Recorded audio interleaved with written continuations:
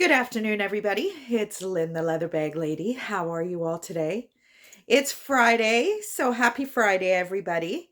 Kind of a crummy day again here today, 7 degrees, but kind of overcast and damp. Leather bag lady weather report. Keep hoping for another deck day. I was out with my clients this morning. We went to the pub, and Amanda, our waitress, who we get all the time, she's like, "Have you been away?" I'm like, "No, couple of half hours on my deck." And it's like my mom, she just has to cross the road and she gets a tan. So that's where I get it from. My poor sister, unfortunately, just burns to a crisp. That's my dad's side of the family. So anyway, nice to be with you today. It is 20 after 2, so I've been up, gone to the gym, went to see my clients, had a little longer visit with them than normal because they wanted to go for a beer. Of course, I don't have a beer, but yeah, we had a good visit today. So, do you remember when I said I was going to stop buying white, cream, ivory colored purses? Yes, I remember it too. Oh well, I couldn't pass this one up. I just couldn't pass it up. How gorge is this? I I am such a sucker for a snap. I call it a snap top closure. I don't know what else you would call it. I just love these bags. I mean, like I said, it's like a bomb's gone off in here today. I mean, it's just. And you know what I'm going to say? A nice little white sundress. Actually, probably not, because this is a very yellow based cream. So I did have to do a little bit of re-dyeing in this corner, and I've matched. It's a little on the yellower side. You can't tell. It's just I couldn't get an exact match, but there was quite a decent scuff there, and I've been able to fix that. But then you've got these little details. See this little Leco? Just fantastic. Love this stuff. The brass tone, gold tone hardware. I mean, look. So this is the back side of the bag, and it's just very plain. And then you turn it over, and it's got these little accents. Just blows me away. Tiny little things make all the difference. And then you open it up. Now, there is no Leco label. The only thing that tells me it's Leco, let me look in the pocket so I'm not talking complete crap. No. So, I mean, can I guarantee it's Leco? No, I can't. Am I pretty sure it's Leco? I'm 98% sure it's Leco. Now, why is Leco a big deal? It's not. It's a Canadian brand out of Montreal. I posted a bag yesterday, the day before, from Leco. Montreal based. I don't really have much information on them. Vintage company for sure. So this to me is a 60s bag. And I think my conversation with you was that I couldn't find anything earlier than 70s, but this is not a 70s bag. I mean, if it's a remake of a 60s bag, maybe, but not with that velvet interior. It just isn't. It's got a great little gusset. You can sit your bag down on the table.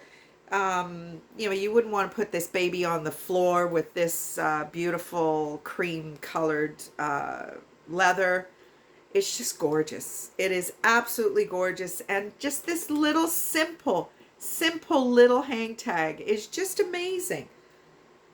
So that is today's bag. It was listed earlier. And I'm kind of in love with it. I really am. This here is just perfect. Perfect. So that's today's bag. So I have something to talk to you about. Yesterday, I had a phone consultation with the Small Business Enterprise Agency here in Hamilton. And I spoke to this lovely young woman for an hour and kind of just verbal diarrheaed her my business and what is kind of stumping me right now. And we she took a look at my Etsy shop, and the first thing she says is, your prices are too low. Now, I've had this conversation with a couple of, I think it was my customer Cynthia in the States has said the same thing to me. And I understand why people are saying that to me. I've been told that the quality of my bags is not believable based on the price. And I do get that. My friend Lynn in St. Catharines, the first bag she bought from me was a little Roots side bag, and that was her comment. She said, for that price, I wasn't sure it was going to be legitimate. And once I received it and found it was real, we've become very good friends, but she's bought multiple bags, as has Lisa in the UK. So hi, Lisa. Hi, Lynn. Lynn's in London or in England with Lisa right now. Stop posting all those pictures of all those beautiful places you're going to. It's making me homesick. Anyway, so it has been said to me many, many times. So I want to give my explanation as to why those prices are what they are. Do I know they're a little on the low side? Yes, I do. But I am my original customer. And I've been out of my marriage for 17 years. I have never lived with anybody. I've never had anybody help me pay my bills. I pay every phone bill, the hydro bill. I shovel every driveway. I do everything by myself. I do not have the money to buy the quality that I am drawn to, but I can buy it secondhand. So I consider myself ground zero. I am my first customer, and there is no way I am going to outprice me. So yes, I mean, I look at other Etsy postings, and I don't think my prices are ridiculously low. Yes, they include shipping. So you see a bag, like when I was researching the Leco bags, there were bags that were $25, $26, $32, $35, and then you look at the $29 shipping. So I think we're on par, to be honest. But this comment keeps coming up, and that's what was said to me yesterday by this young woman. Now, when I explained to her why I have raised my prices. Anybody who has a bag in their cart and has noticed that I've raised the prices by $2 to $3, mentioned this the other day, it's purely because of the shipping costs. The shipping is insane. If you have something in your cart and you want to buy it and you are unhappy that there's been a couple of bucks added to it, reach out to me. I will honor the original price. But it's to the point where, I have to make this worth doing. And part of the reason I was on a consultation is I'm getting to the point now where I have to legitimize this business. I mean, I haven't really even considered it a business all these years. It's a hobby. I'm a hoarder. I'm a thrift junkie. It's an addiction. And I buy these things, and thank the good Lord, I don't mind selling them. Otherwise, I'd be on one of those TV shows. I mean, if I turned the camera around right now, you would be stunned at the disaster of this space, because it's what I do. I mean, I just had a lady buy a Brock, which was my university sweatshirt, off me for $5. The average person would just send that to Value Village. I knew it was a vintage Brock sweatshirt and somebody was going to love it. And this lady's daughter just got accepted to Brock, and it's going to be a surprise. And I mean, how amazing is that story? And I was able to provide that sweatshirt to her for $5. Do I need $5? Yes, I do. Do I need $5 times 40? Yes, I do. So every little bit is purposeful, and it is what helps keep my lights on. But in order for me to move forward, now I'm dealing with GST. Now I'm dealing with a tax portion. Is there enough profit in these bags for that? I don't know.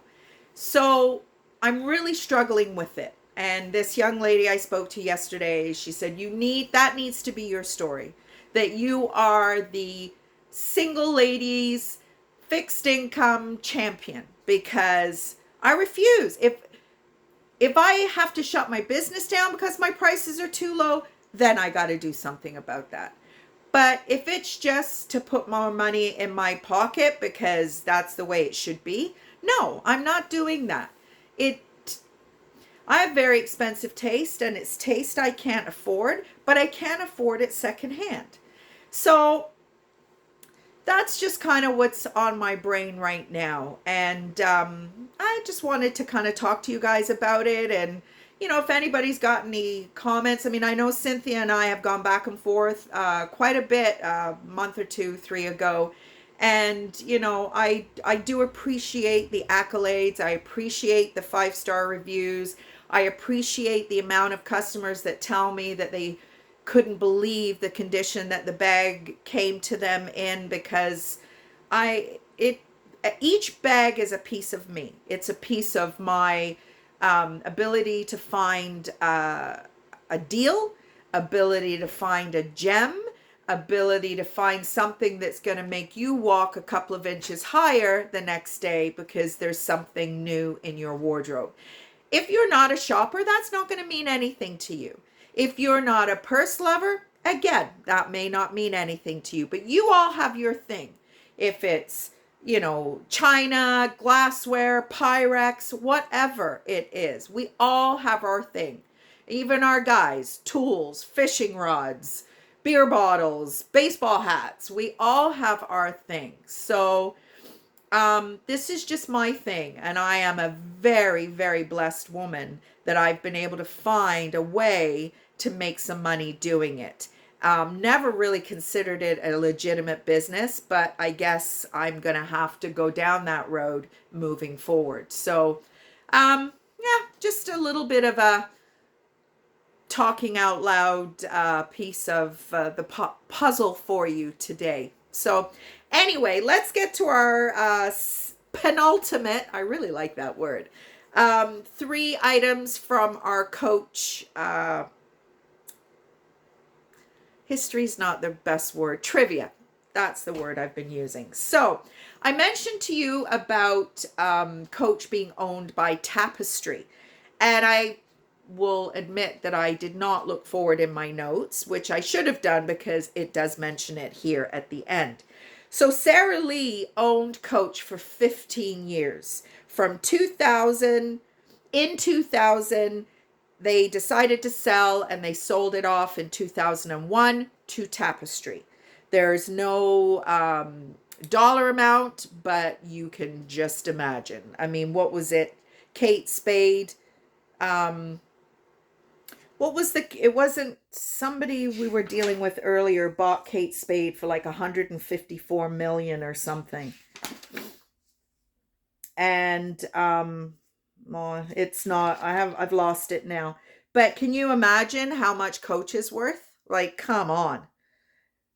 Oh no, Coach owns Kate Spade, and it was 2.4 billion they paid for it. So that's all part of Coach's umbrella now. So can you imagine how much that dollar amount was worth? So 2001, they are now owned by Tapestry. Tapestry is a metaphor for what the company believes in. So I'm going to presume that is just a merging of different styles, different textures, different, in the broader picture, different cultures, different, that's my interpretation anyway. And Victor Luis was the executive who was spearheading that, had no background in fashion, but unfortunately in 2019, they got rid of him for not being able to meet stockholders' expectations. So in other words, not enough dollar bills. Some kid did that to me the other day. I thought it was fabulous. So yes, that is How, actually, you know what? We've only got one more thing. So I'm going to tell you, and then that will be Coach finished. Just a little trivia thing. They built a dinosaur out of Coach bags. Why? I don't know.